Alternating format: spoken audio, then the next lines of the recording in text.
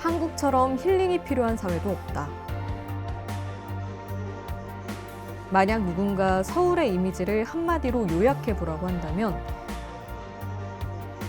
나는 망설임 없이 그것을 불안이라고 말하겠다.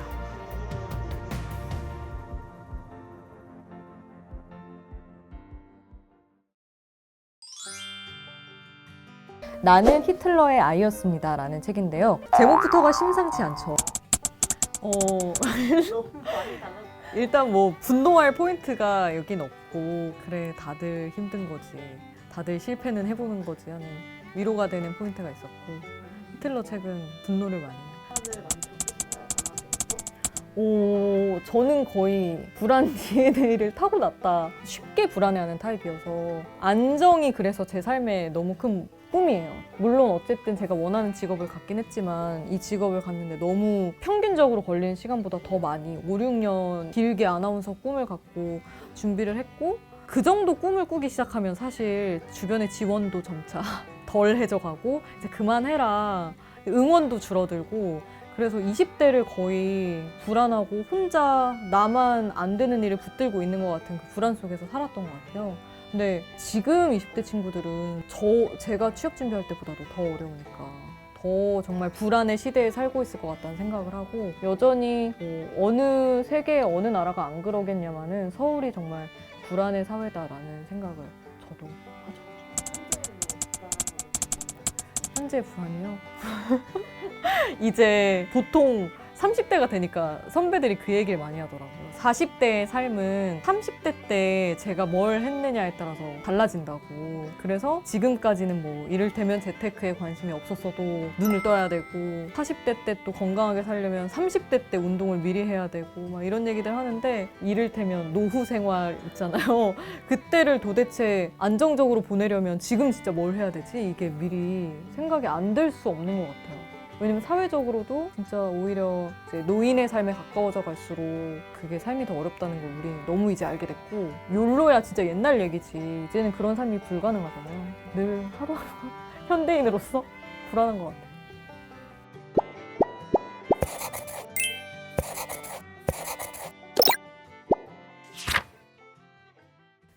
음식마다 다양한 맛을 갖고 있는 것처럼 세상의 모든 책에도 읽는 맛이라는 게 있습니다.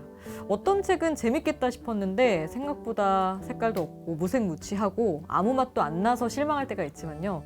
어떤 책은 또 페이지가 넘어가는 게 아까울 정도로 문장 하나하나가 너무 맛있어서 음미하고 싶어질 때도 있는데요. 향기로운 책, 맛있는 책, 깊은 맛이 우러나는 책을 엄선해서 소개해드리는 시간입니다. MBC 아나운서와 예스24가 함께하는 이 책 아나. 안녕하세요. MBC 아나운서이자 이 책 아나의 북자키 김수지입니다.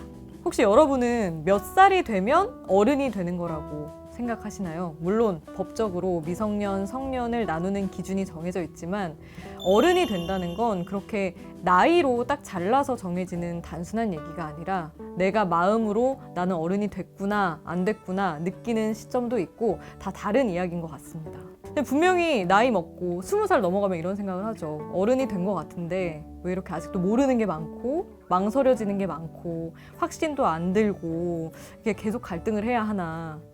계속해서 실패하는 일이 연속적으로 일어나는 게 우리의 삶이 아닌가 싶은데, 남들은 잘 사는 것 같은데 왜 이렇게 나만 삐끗하고 나만 힘들까 조바심이 생길 때가 있죠. 여기 세상의 모든 초보 어른들에게 당신만 그런 게 아니다. 다른 사람들도 다 그렇게 실패하고 방황하면서 어른이 되어간다. 이렇게 살갑게 얘기를 해주는 책이 있습니다. 네, 오늘 이 책 아나에서 함께할 책 바로 배경옥 작가의 곧 어른의 시간이 시작된다 라는 책입니다.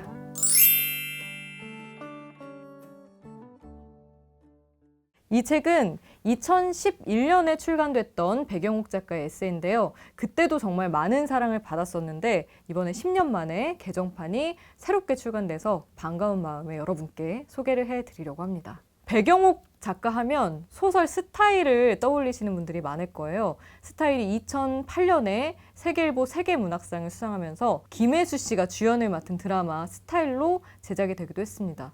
저도 이 배경옥 작가를 기억하는 게 제가 2007년, 2008년에 20살이 되면서 그 무렵에 이제 이런저런 책을 읽으면서 딱 핫했던 작가로 기억을 하고 있거든요. 근데 이분이 2006년에 등단을 하고 정말 제가 고3 막 20살 책 읽기 좋아하던 때인데 2년 만에 이제 문학상을 수상을 한 거예요. 2008년에. 문학계의 신데렐라가 아닐까 이런 생각을 하실 수도 있는데 사실 배경옥 작가가 13년 동안 신춘문예에 도전했지만 계속 낙방을 했었고요. 패션지 기자, 광고 카피라이터, 북 리뷰를 쓰는 인터넷 서점 직원처럼 많은 직업을 거치면서 글을 쓰겠다고 나중에 회사를 그만둔 결과 통장 잔고가 0원이어서 고시원 생활을 한 적도 있다고 합니다. 그래서 이 책에선 바로 이 배경옥 작가가 작가가 되기까지 경험했던 여러 이야기들과 주변 사람들의 이야기들이 아주 익숙하게 펼쳐집니다. 책을 읽으면서 굉장히 공감 가는 구절이 많은데요. 그 이유는 배경옥 작가의 이야기가 바로 우리가 지금 한 번쯤 경험하고 느껴본 일들을 다시 상기시켜주는 매력이 있기 때문이 아닐까 생각을 해봅니다. 한국처럼 힐링이 필요한 사회도 없다. 만약 누군가 서울의 이미지를 한마디로 요약해보라고 한다면 나는 망설임 없이 그것을 불안이라고 말하겠다. 죄책감 없이 쉬는 건 또 얼마나 어려운가. 간만에 쉬어볼까 텔레비전이라도 켜면 어김없이 각종 보험 광고들이 나타나 자식들에게 1,000만 원도 남겨주지 않고 떠나는 삶을 맹렬히 비난해 댄다. 이제는 사랑하는 강아지나 고양이의 보험을 들지 않는 나를 몰아세운다. 나처럼 보험 하나 없는 사람은 천하의 한심한 존재인 것이다. 우리는 놀면서도 남들보다 뒤처질까봐 불안해한다. 퇴근 후에 재테크 채널 한두 개라도 시청하지 않으면 평생 벼락거지로 이 지경일까 싶어 괴롭다.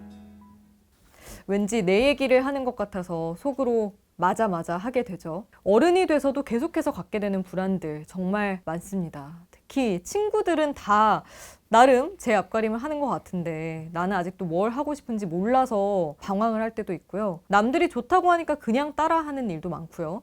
일을 하면서도 연애를 하면서도 뭔가 어정쩡하다는 느낌을 가질 때가 많습니다. 바로 그런 우리들에게 배경옥 작가는 말해줍니다. 서툴고 아프고 빛나지 않아서 슬펐던 그 시절의 나를 조금이라도 담담히 돌아볼 수 있는 순간, 그때 우리는 조금씩 어른이 돼가는 거라고요. 세상에 완벽한 어른은 존재하지 않고 조금씩 내가 갖고 있는 불안과 실패 그리고 실수들을 이해하고 보듬어 가면서 어른이 되는 거라고 말하는데요. 특히 자신의 경험들을 하나하나 예로 들면서 산전수전 다 겪은 그런 친절한 선배 언니처럼 말해주고 있어서 이 책을 읽다 보면 우리가 흔히 가졌던 그 불안한 마음이 조금이나마 사라지는 걸 느낄 수가 있습니다. 그리고 이 책을 읽으면서 더 깊이 공감할 수 있는 포인트가 바로 우리가 공유하고 있는 그 기억들을 이야기하고 있는 건데요. 시간, 공간, 그리고 사건에 대한 기억뿐만 아니라 우리가 봤던 그 책과 음악, 영화, 드라마 이런 이야기들이 함께 버무려져 있어서 더 큰 공감을 느끼게 합니다. 저도 참 좋아했던 드라마인데 드라마 연애시대를 다시 보면서 작가가 이런 이야기를 합니다. 문득 연애시대의 이혼 커플이나 다양한 영화나 드라마에 등장하는 이혼 커플이 서로를 친구처럼 대할 수 있었던 건 심리적 피로와 함께 찾아든 육체적 소진 때문일 수 있겠다는 생각이 든다. 잠자리 문제가 이혼 사유가 된다는 건 뭘 의미하는 걸까? 또 그 사람과의 사이에서 침대가 사라지고 난 후 따뜻한 우정이 생기는 건? 열정과 로맨스가 사라지고 난 후 다시 찾아오는 사랑은 남자와 여자가 아닌 사람과 사람으로 만나는 일일지 모른다. 그것이 두 번째 사랑이 주는 교훈이다.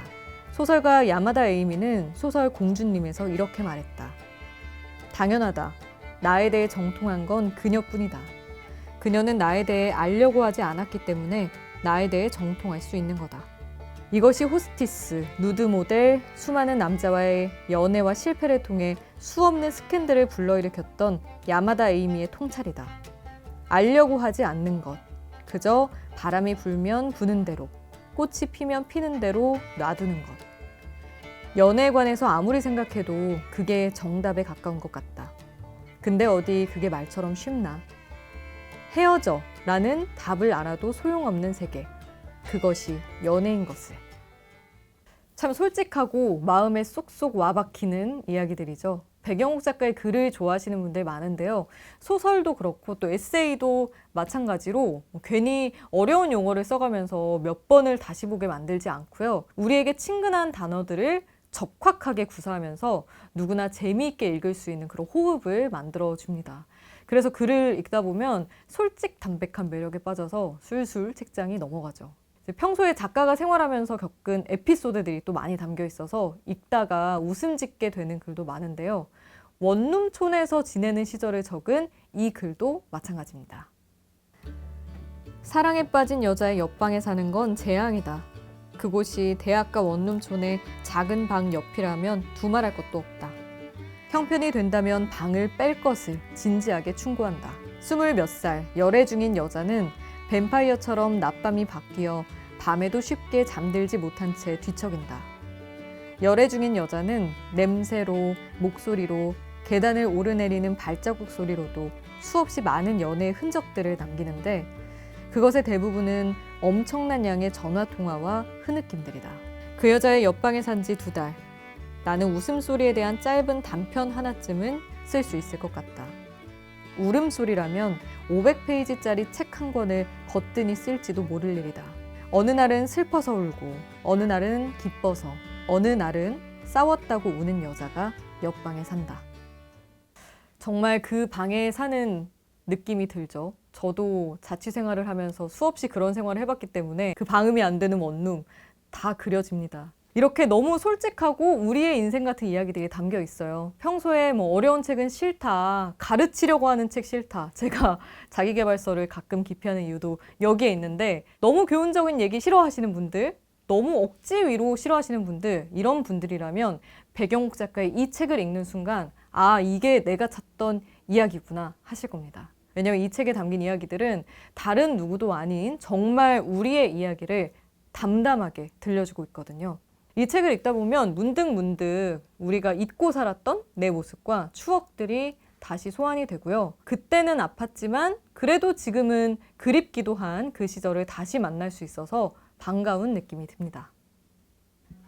나는 더 이상 꼴찌에게 박수를 따위의 말을 믿을 만큼 순진하지 않다. 꿈은 반드시 이루어진다라는 말 역시 믿지 않는다. 누군가의 꿈이 꼭 위대한 작가나 홈런 왕이어야 한다고 생각하지도 않는다. 내가 20대와 30대에 걸쳐 쓴 인생의 오답 중에는 이런 것들이 있다. 세상엔 죽도록 노력하면 이루어지는 꿈도 있다. 하지만 대부분은 좌절된다. 하지만 내가 쓴 틀린 답을 조금씩 고쳐나가며 40대에 이르러 마침내 꺼낼 수 있는 이야기 속에는 이런 것들도 있다. 그렇기 때문에 우리는 허황된 것이 아니라 지금 우리가 할 수 있는 것들에 대해 우리의 삶을 조금 더 행복한 쪽으로 바꾸기 위한 것들을 고민해야 한다. 중요한 건 불행하지 않은 쪽이 아니라 행복해지는 쪽을 선택하는 것이다. 더 나아가 세상엔 행복 이외에 다행이 있다는 걸 발견해내야 한다. 행복이 어딘가로부터 오는 게 아니듯 다행 역시 끝없이 찾아내는 일에 가깝다는 걸 말이다. 삶을 다행으로 여기는 사람에게 행복은 더 이상 옵션이 아니다. 아마 이 책을 읽고 나면 이런 생각이 드실 것 같아요. 이 책은 백영욱 작가의 이야기지만 곧 나의 이야기구나. 잘 쓰는 작가가 나와 동시대를 경험하고 살아간다는 사실이 고맙다. 이렇게까지 생각할 수도 있습니다. 이 책은 백영욱 작가가 40을 앞둔 39에 썼는데요. 사실 읽다 보면 20을 갓 넘긴 나이부터 그 시절 얘기도 있으니까요. 30대, 40대, 50대까지 아직도 준비되지 않은 상태에서 어른이 돼버린 모든 사람들의 이야기라고 할 수가 있습니다. 작가는 말합니다.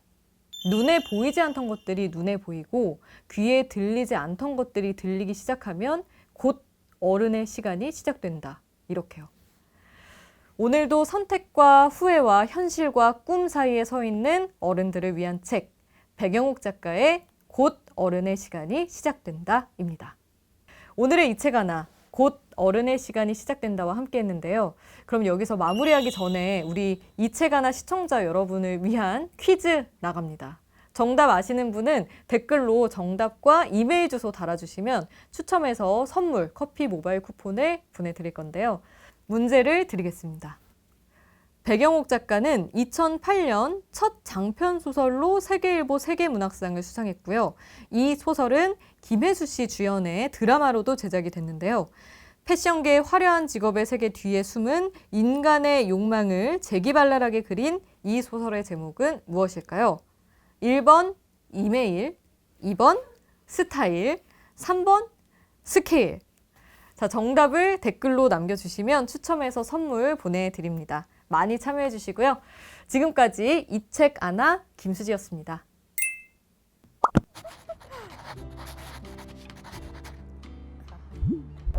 내가 어른이 됐구나를 실감할 때가 있으신가요? 제가 어른이 됐다고 실감할 때는 헤어지는 게 전보다 익숙할 때?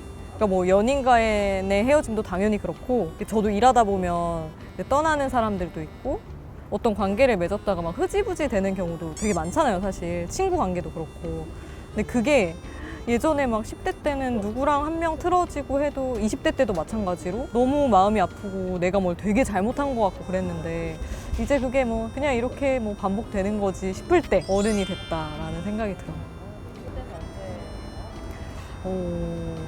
그러니까 그렇게 많이 누군가와 관계를 정리해보고 했음에도 또 똑같은 기대를 할 때 내가 이 정도 줬으면 저쪽에서도 이 정도는 오겠지? 라는 기대 혹은 내가 이 사람을 이만큼 좋아하면 당연히 이 사람도 날 좋아하겠지 하는 그런 기대들이 하기 싫은데 자꾸만 하게 될 때 아직 덜 컸구나 라는 생각도 들고 실망할 때가 제일 그런 것 같아요. 서운해하는 것도 에너지가 있어야 하는 건데 아 여전히 이렇게 서운해하고 있구나 그럴 때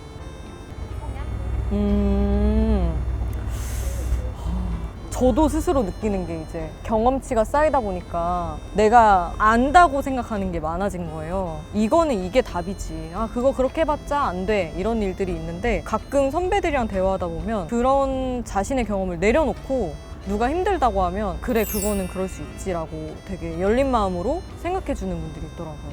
저는 오히려 그게 진짜 어른인 것 같아요. 내가 경험을 한 것도 이게 틀릴 수 있고 전부가 아니라는 거를 이미 알고 있는 분들? 그게 진짜 멋지더라고요. 아, 감사합니다. 고생하셨습니다.